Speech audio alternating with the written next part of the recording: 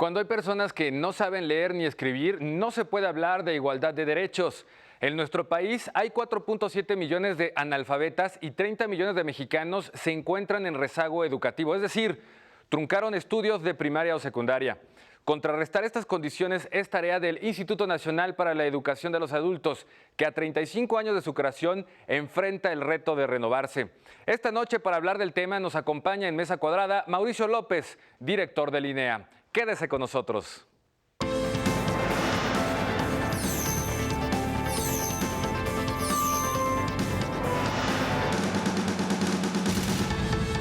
Que nos acompaña esta noche en Mesa Cuadrada, maestra Verónica Ortiz, bienvenida. Qué gusto saludarlos, buenas noches. Pepe Ureña. Buenas noches. Y ya lo adelantábamos, nuestro invitado esta noche, Mauricio López Velázquez, director de la INEA. Mauricio, gracias por estar en esta mesa. Gracias a ustedes, gracias por la invitación. Bienvenido. Para platicar de un reto formidable que es que más personas sepan leer y escribir en este país, que concluyan su primaria y su secundaria y que tengamos menos rezago educativo en México. Efectivamente, ya lo escuchábamos en la introducción, es un reto mayúsculo que están afrontando con acciones inmediatas, con una gran cruzada, porque el tema y las consecuencias de lo que es el analfabetismo en este país, del rezago educativo, son graves, hay que decirlo, ¿no? Desigualdad, pobreza, mortalidad infantil, violación a los derechos humanos, que tienen problemáticas que tienen su origen precisamente en el analfabetismo y en el rezago educativo. El rezago educativo es una de las carencias más duras que tiene parte de la sociedad mexicana. El no saber leer y escribir o el no concluir los saberes básicos de primaria y secundaria limita a las personas en su capacidad de que puedan construir mejores entornos sociales, participar en los mercados y actuar con valores en una sociedad que cada vez requiere mayor cohesión. El presidente Enrique Peña Nieto lo tuvo claro desde el inicio de su sexenio. Planteó una cruzada por la alfabetización y por abatir el rezago educativo, para romper pues, el comportamiento inercial que venía teniendo la atención a este rezago en los anteriores gobiernos. Se alfabetizaba a 100,000 personas, se otorgaban 150,000 certificados de primaria, se tenían 200,000 de secundaria, casi 500,000 de personas. Hoy esas cifras se han triplicado. Alfabetizamos hoy a más de 331,000 el año pasado, más de 210,000 certificaciones de primaria y 480,000 de secundaria.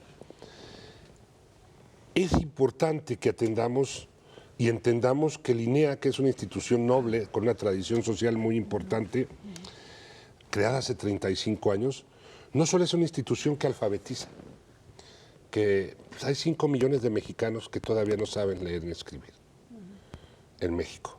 Ese es el número del analfabetismo. Estamos en una tasa del 5.5% de la población mayor a 15 años que no sabe leer y escribir.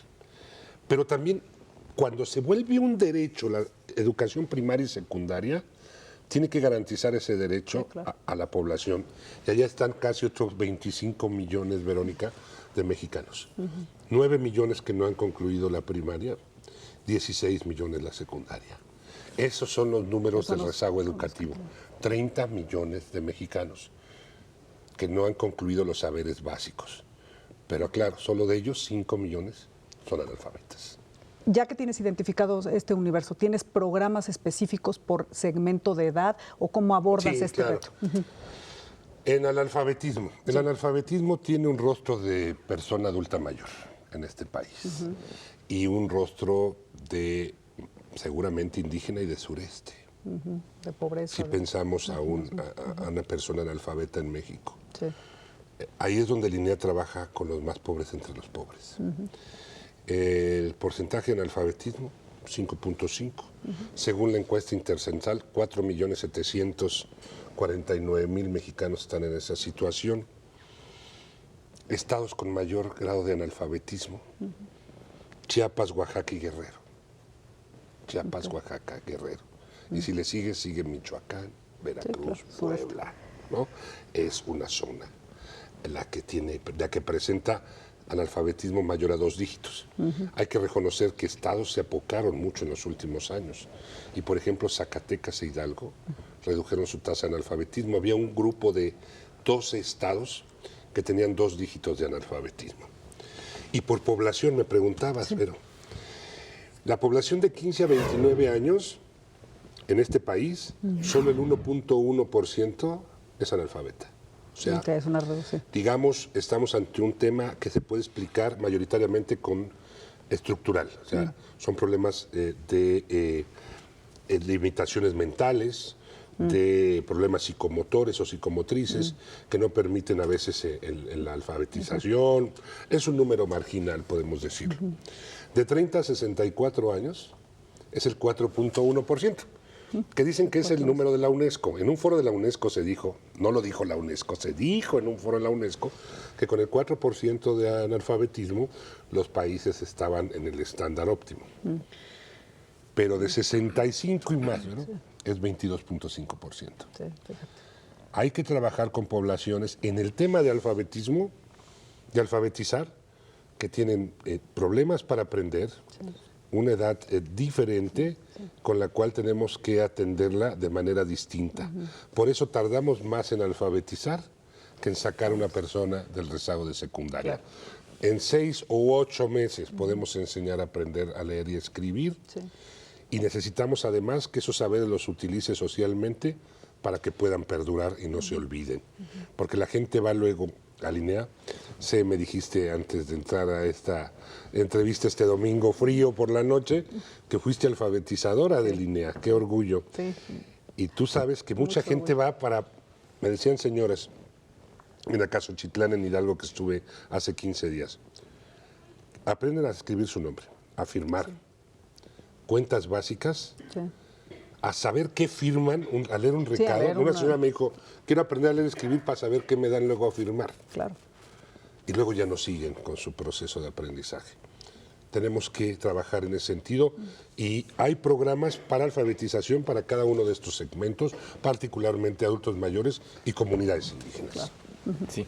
Las cifras que das refieren que la cobertura educativa ha aumentado y quizá por eso los jóvenes de más de 15 años es muy poco. Dentro de esa tendencia, ¿qué puede esperarse, no sé, para los próximos 10 años, 15 años, sobre todo ahora con la reforma educativa?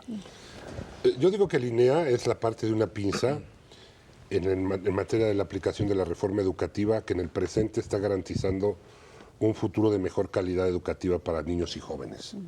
El INEA es el instrumento que nos permite saldar cuentas con nuestro pasado. Claro. Es la que nos deja ver el debe de las cuentas educativas nacionales. Porque hay que verlo de esta manera y decirlo tan duro como es. El Estado falló al garantizar un derecho. Hay un reclamo de justicia social y un elemento fundamental para que podamos detonar la productividad del país con más y mejores mexicanos preparados. ¿Qué esperamos en los próximos años? ¿Qué podemos esperar en ese sentido? Pues sobre todo que con este ejercicio que vamos a realizar de revitalizar al INEA, de relanzarlo y de utilizar todo su potencial en el país y que la reforma educativa vaya avanzando en mejor calidad y cobertura en primaria, secundaria y educación media y superior, que tengamos un país con mejores recursos humanos y más calificado. Y digo país y nación porque el INEA no solo está en más de 18,000 localidades del país y cuenta con más de 2,000 plazas comunitarias, que son uno de los activos principales del INEA. Lugares, casas, locales, donde tenemos 6 o 8 computadoras. Mucho trabajo ahora lo hacemos en línea para primaria y secundaria, pero que las comunidades adoptan como espacios de reunión y de trabajo en alfabetización. ¿Qué esperamos en 10 o 15 años?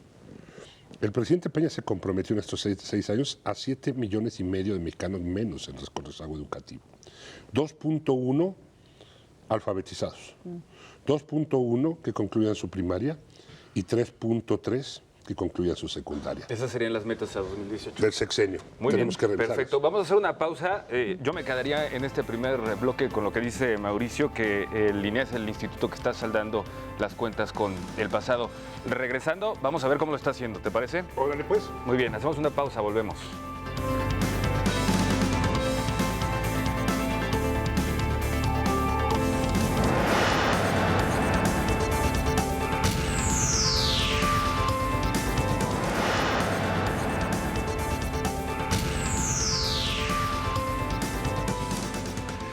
Ya estamos de regreso platicando con Mauricio López, director de Linea. Mauricio, a ver, platícanos, en este relanzamiento se van a adecuar los programas de estudio, se van a usar las nuevas tecnologías para poder cumplir con las metas que ya nos platicabas en el bloque anterior.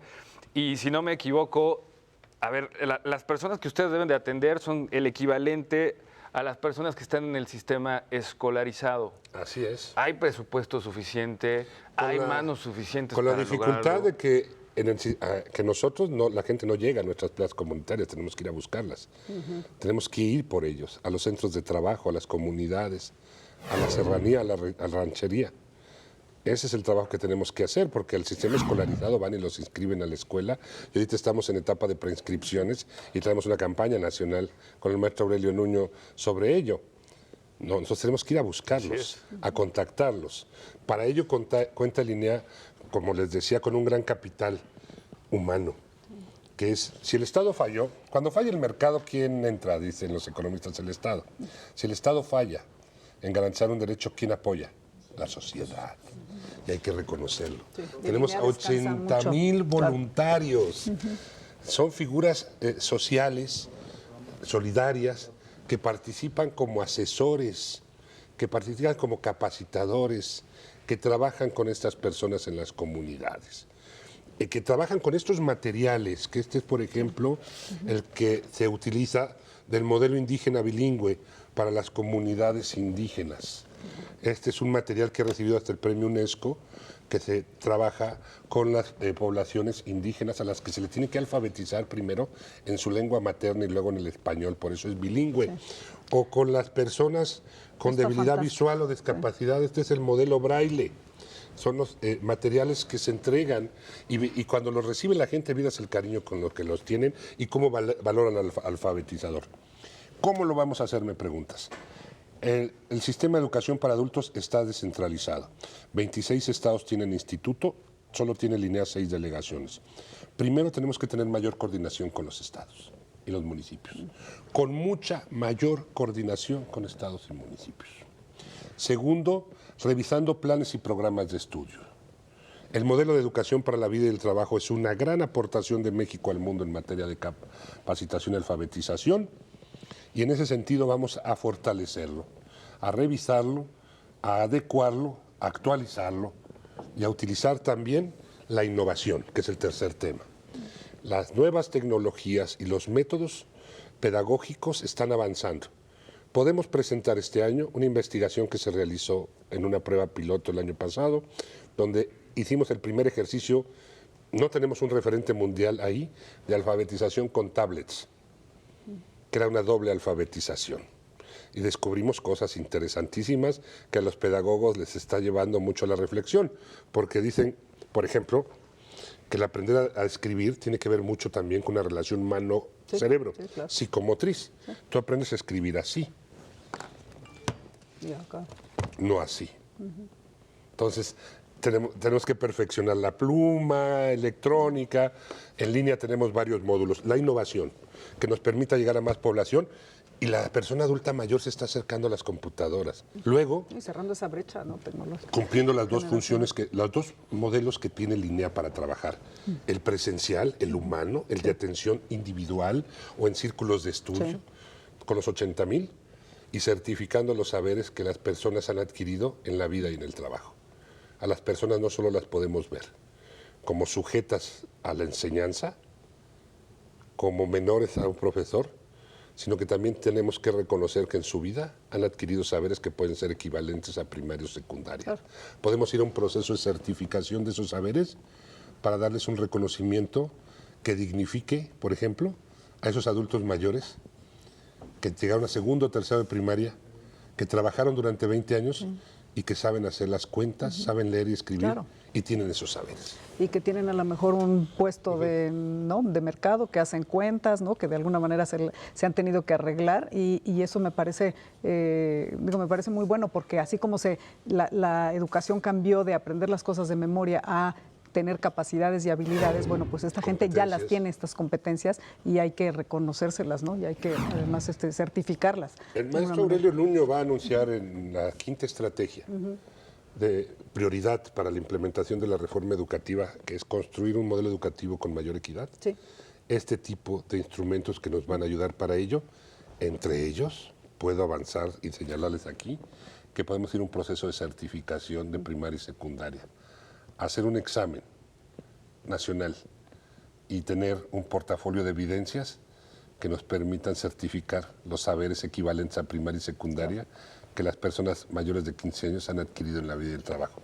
Una innovación que tienen, bueno, ya tienen varios países, pero que sería un ejercicio interesante, que ya se hizo el año pasado, pero solo con exámenes. Se hicieron 5 exámenes, donde si pasabas 2 era primaria, si pasabas 3 era secundaria.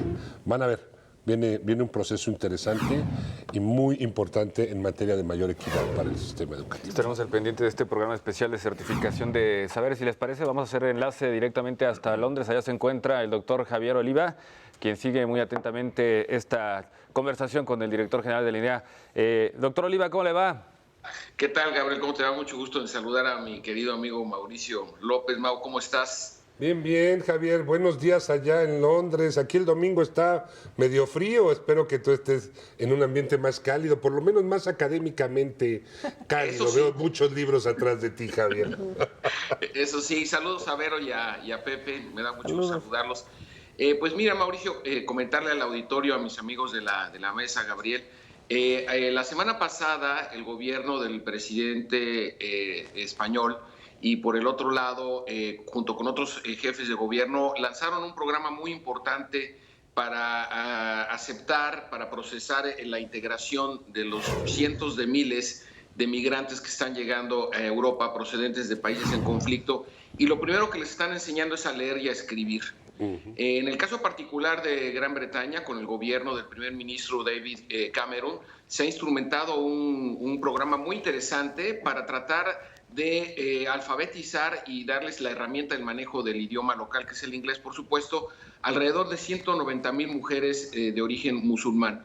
¿Y cuál es el objetivo? Un tanto más o menos próximo a lo que argumentabas, Mauricio, en el sentido de que el manejo del idioma le permitiría a estas mujeres, por un lado, tratar de tener, primero, romper el aislamiento cultural con el que llegan a Inglaterra, o bien con el que se desarrollan una vez que ya están afincadas aquí, y por la otra, por supuesto, también estar en condiciones de buscar trabajo. Todo esto, y en el fondo, y lo dijo tal cual, lo expresó el presidente David Cameron, el presidente del gobierno, primer ministro de Inglaterra, señaló que esto permitiría desincentivar o inhibir, que fue lo más polémico, las actividades que toleran o que fomentan al terrorismo. Es decir, la alfabetización en un sentido inglés, refiriéndome como lengua local, para que de alguna manera esto impida la proliferación de organizaciones radicales terroristas, no solamente en Inglaterra, sino también en Francia, en España, en Italia. Solamente el día de ayer hubo una recaudación récord de 90 millones de euros para tratar de financiar los programas de alfabetización, que en ese sentido va muy avanzado Alemania, que es el país que más refugiados ha recibido, alrededor de 900,000, en donde lo primero que se les está enseñando es alemán para poder irse integrando y alfabetizarlos.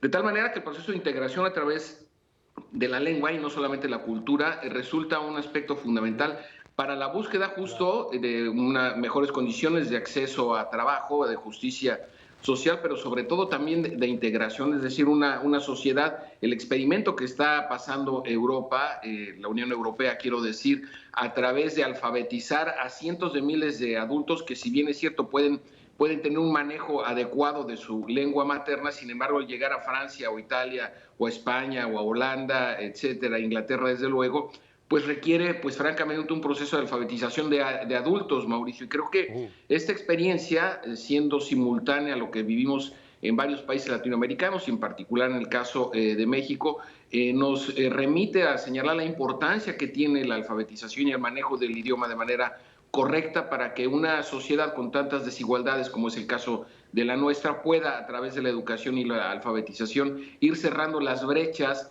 en esta polarización de concentración entre riqueza y pobreza. Me parece que ahí hay puntos muy importantes, y seguir de cerca el caso inglés con estas 190,000 mujeres de origen musulmán, que de una forma u otra los líderes religiosos y políticos musulmanes en Inglaterra han reaccionado, algunos a favor, otros desde luego en contra, algunos con escepticismo, pero lo cierto es que el mecanismo que se está buscando, que es la integración, pasa precisamente por la alfabetización.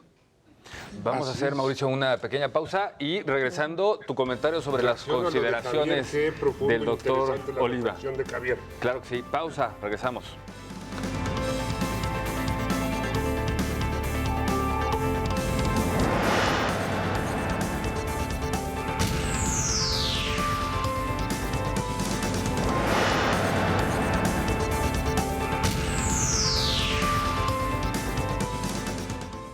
Continuamos aquí en Mesa Cuadrada, en el estudio principal de Televisión Educativa, allá en Londres, el doctor Javier Oliva y nuestro invitado Mauricio López, director general del INEA. Mauricio.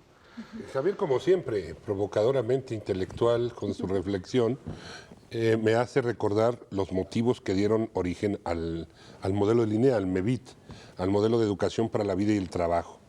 Es que las personas sepan ser, sepan hacer, sepan emprender y sepan convivir. La reflexión que nos hace el maestro Javier Oliva tiene que ver con ese elemento fundamental que nos garantiza cohesión, integración y vinculación social. El idioma. Los lenguajes, diría yo, Javier, no solo la lengua materna o otra que aprendes, sino el matemático también, que es una forma, no es una disciplina. Cuando lo vuelves una materia, por eso los niños no aprenden. Es un lenguaje que nos ayuda a comunicarnos y expresar las matemáticas, las ciencias. Cuando se comparten estos saberes, se convive mejor si fortalecemos educando para la vida, para el trabajo, pero para una sociedad más democrática. No solamente para una sociedad más productiva, que hay que serlo, para que todas las familias puedan detonar su potencial y las comunidades y las regiones de manera igual, a través de personas más capacitadas y preparadas.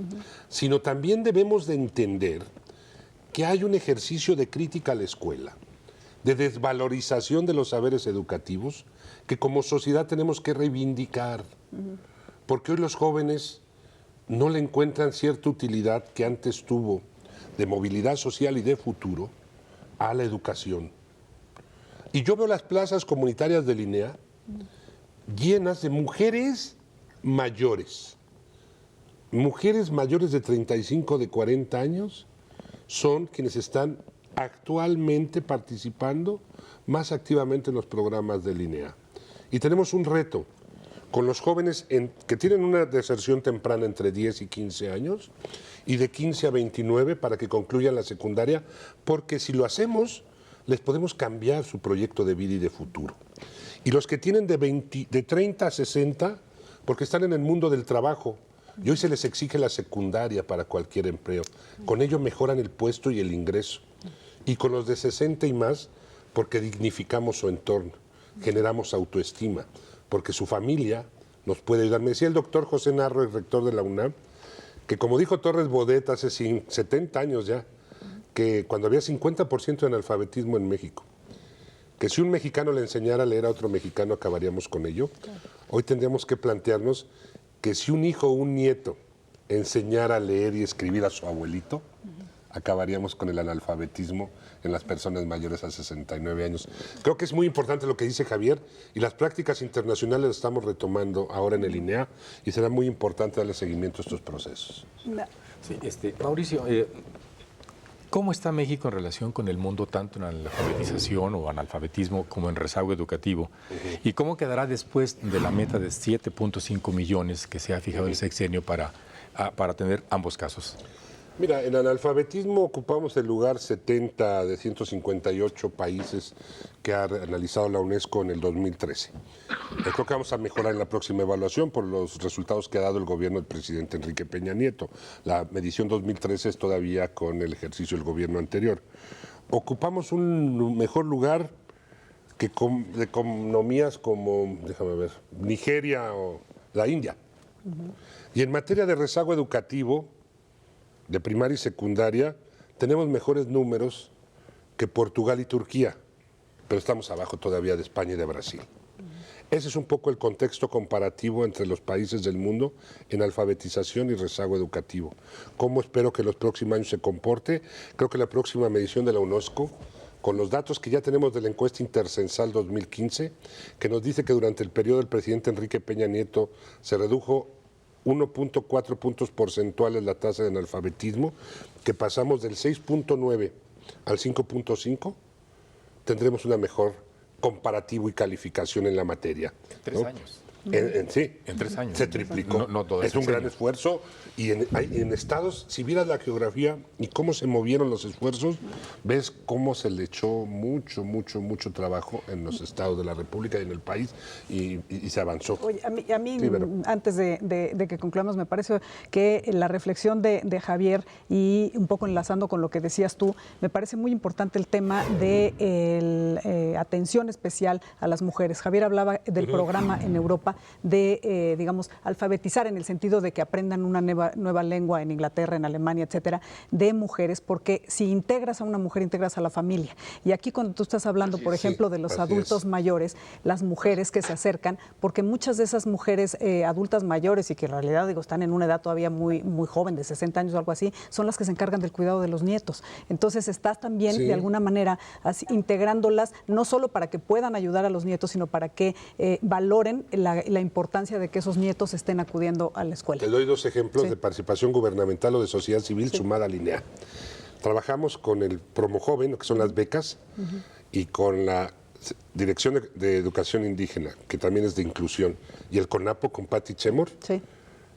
para un programa que vamos a implementar, que ya está de seguimiento, jóvenes menores de 17 años, madres de familia, Bueno, concluyen su secundaria, Sí, claro. una beca y un seguimiento puntual. Y 2, con Compartamos Banco, que es una SOFOL. Sí. No estoy haciendo un comercial, pero lo voy a hacer con todas las instituciones privadas que nos ayuden, Sí, claro. como la Fundación Telmex, que va a abrir todas sus bibliotecas virtuales para la capacitación, o Bancomer, que ahora nos va a ofrecer plazas comunitarias. Con Compartamos Banco tenemos un primer programa de 1,000 mujeres. 1,000 mujeres que ahorren o tengan crédito con ellos, si concluyen su nivel de primaria o secundaria, les van a dar 1,000 pesos para que se los gasten en una tarjeta, para dar un estímulo. Esas son acciones que podemos dar para efectivamente generar estas condiciones Así es. de abatir el rezago Sí. y generar mecanismos que en las comunidades y en las familias ayuden. El papel de la mujer es fundamental. Totalmente. Y ese rostro se está viendo y vas a ver los datos, te los voy a desagregar por sexo Claro, para que los así es. tengan. Y el, Pues- y el nivel de educación de las madres incide inmediatamente o no Sin duda, en sin el duda. nivel de asistencia y de los escolaridad niños de los a la niños. Sin escuela. duda alguna, es tarea Así de es. todos, ¿no? Es tarea del gobierno, es tarea de la iniciativa privada, es tarea de los ciudadanos, es tarea de los medios de comunicación ante un reto que tú ya planteaste. Todavía hay acciones por hacer, pero están las metas planteadas. Le vamos a dar seguimiento, si te parece, te invitamos este mismo año después de la presentación de este programa especial para la certificación de los saberes, para ver cómo vamos avanzando. Y nada más rápidamente, ya nos quedan 30 segundos. Mucha gente nos está viendo y se quiere sumar a esta cruzada. ¿Qué es lo que tiene que hacer? ¿Quiere ser voluntario? Contacten a Linea. Hay más de 18,000 puntos en el país donde tenemos reuniones, desde una iglesia, una escuela, un árbol como referencia, pero hay más de 2,200 plazas comunitarias. Muy bien. Tenemos un 01800 que, si nos permiten, podemos poner ahorita En pantalla. el programa en pantalla, y las redes sociales de Linea MX para que nos puedan contactar, que participen como alfabetizadores, que retomemos Así es. esa energía y ese compromiso que a muchos nos hizo agarrar la mochila e irnos los fines de semana a Chimalhuacán, a Chalco, a Magdalena Contreras o a la Sierra de Puebla. O en estados a como trabajar. Oaxaca, Michoacán, O Chiapas, que son los más Michoacán. rezagados. Los jóvenes, sobre todo le hablo a los jóvenes de educación media superior y superior, para que nos ayuden con el servicio social que le debemos a este país que ha pagado nuestra educación, los que hemos tenido el privilegio de estar en educación pública, para que se suben a esta cruzada de alfabetizar y abatir el rezago. Mauricio López, muchísimas gracias por estar esta noche en Mesa Cuadrada. Adiós a Javier allá hasta Inglaterra. Javier, gracias a gracias. ustedes. Saludos. Hasta luego al doctor Javier Oliva. Vero, nos vemos la próxima semana. Claro que sí, gracias Mauricio por estar con Pepe nosotros. Ureña. Buenas noches. Hasta la Nos vemos, gracias. Continúa en Televisión Educativa y el Sistema Público de Radiodifusión del Estado Mexicano.